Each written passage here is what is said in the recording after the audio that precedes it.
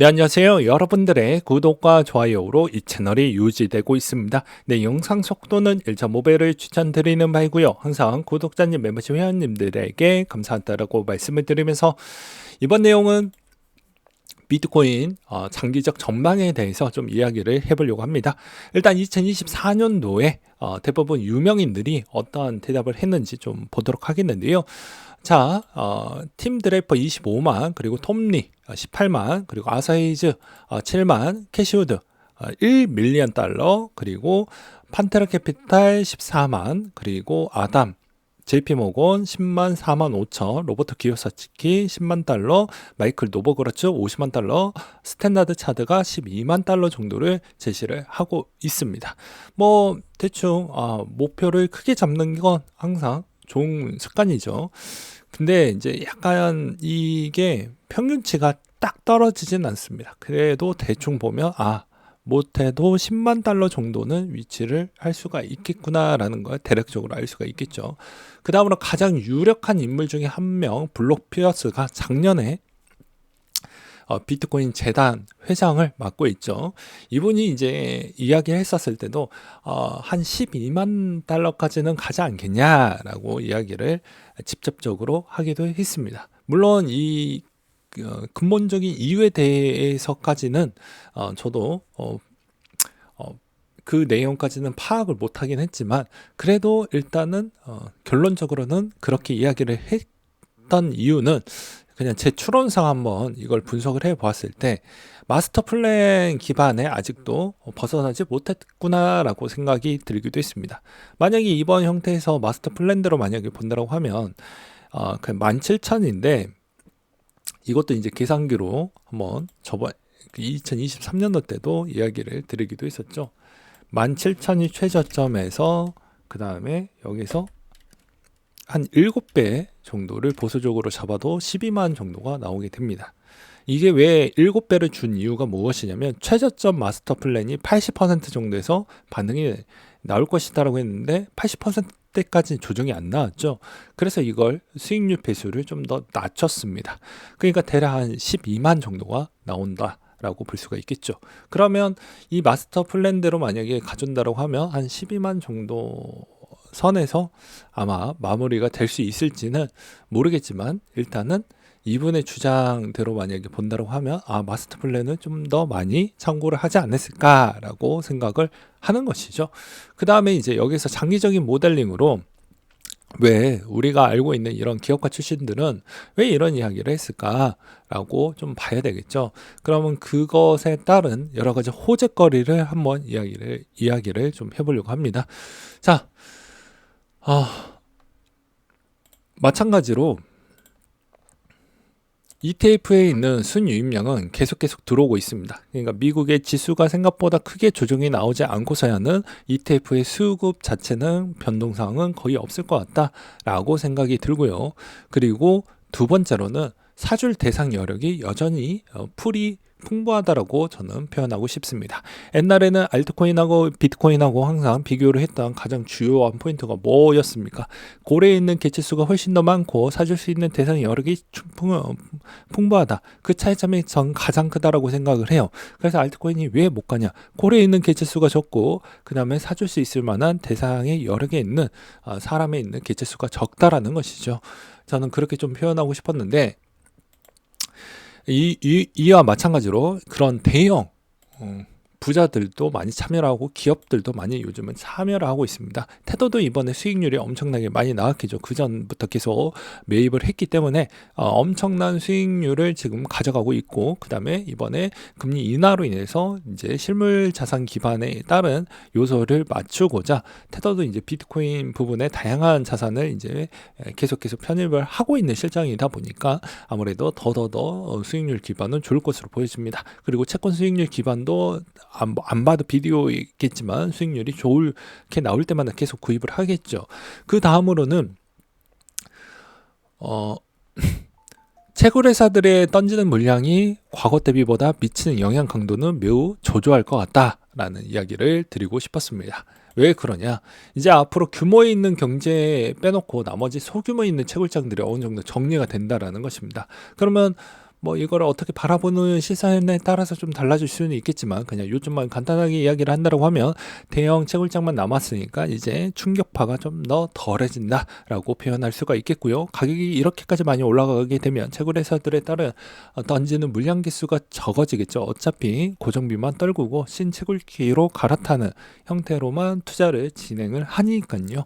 그렇기 때문에 비트코인의 채굴회사들에 따른 장기적 전망 추이도 전 나쁘지 않는다라고 보고 있는 실정입니다.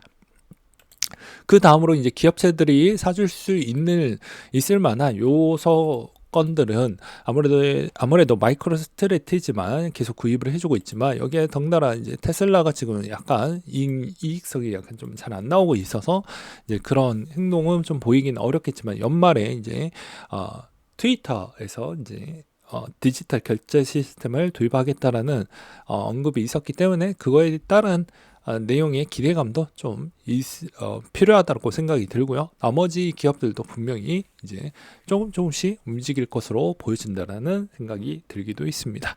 그 다음으로 이제 우리가 또 생각을 해볼 수가 있는 건 이제 블랙록 회장의 작년 발언이 저는 아주 인상적이었다라고 저는 표현하고 싶습니다. 자, 이때도 뭐라고 이야기를 했냐면요. 마찬가지로 비트코인 ETF 할 수 있다고 모든 금융상품으로 무엇을 할 수 있는지 상상을 해봐라. 자, 이제 절반밖에 못 왔다라고 생각을 하고 이게 모든 것이 다 ETF화되고 자산화 토큰이 될 것 같다라고 이야기를 하기도 했습니다. 이 말의 의미는 이 시장을 키울 생각을 갖고 있고 앞으로 더 많이 더 크게 키울 생각을 내 머릿속에 큰 로드맵이 있다라고 볼 수가 있게 되는 것이겠죠. 여기서 이제 반론이 나올 것입니다. 야, 여기서 악재가 그러면 없이 하염없이 올라간다라는 네 말의 의견인 것 같은데 그럼 악재는 어떻게 해석을 해야 될까라고 볼 수가 있겠죠. 간단한 유형이 있습니다. 비트코인 프로젝트들이 요즘 많이 나오고 있죠. 뭐 스택스가 요즘 많이 치고 나가고 있고 뭐 이런 걸 하고 있으니까요. 그러면 그런 스택스들에 있는 비슷한 프로젝트들이 약간 거품이 있는 프로젝트들을 이제 옛날에 루나처럼 막 할 겁니다. 그래야 자금이 결집이 되고 펌핑이 많이 나고 내가 주목이 되고 덩어리가 커지면 내 그 다음 사업 프로젝트를 더욱더 크게 키울 수가 있기 때문이죠. 근데 항상 좋은 불장일 때는 그런 게 보이지 않다가 이제 약간 계속 돈은 무한의 돈이 아닙니다. 유한의 돈을 성향을 갖고 있어요. 그래서 이것도 어느 시점이 되면 딱 멈추게 되어져 있습니다. 한도 끝도 없이 돈이 나오는 건 아니죠. 통화 정책에 따라서 그래서 그것도 중요하다라고 말씀을 드리는 바입니다. 그래서 프로젝트가 약간 과한 프로젝트들이 많이 껴져 있으며 비트코인, 이더리움에 충격을 줌으로써 다시 조정이 나올 수 있는 단계가 있고요. 두 번째로는 이제 아무래도 ETF의 순 유출 규모가 떨어지면 어떻게 될 것 같냐? 그 말도 저는 동의하는 바입니다. 미국 증시 지금 좋으니까 그럴 수 있겠죠. 그렇지만 여전히 우리가 생각을 해볼 수가 있는 점은 미국 증시만 답은 아니죠. 여기서도 이제 해답을 찾을 수가 있는 것 중에 하나는 무엇이 있습니까? 홍콩도 비트코인 ETF가 열리게 될 것이고요. 그 다음에 일본도 조만간에 속도를 내서 이제 준비를 하고 있다라는 것입니다. 덩달아 이제 한국에서도 마찬가지로 준비를 하고 있지만 지금에 있는 동향과 상황을 본다라고 하면 이거 하나로도 설명이 가능할 것 같습니다. 어떤 이야기를 하고 싶냐면요. 요 자료 하나로 설명이 다 끝날 것 같습니다. 네. 최근에 아크와 피델리티는 시장가로 긁고 있습니다.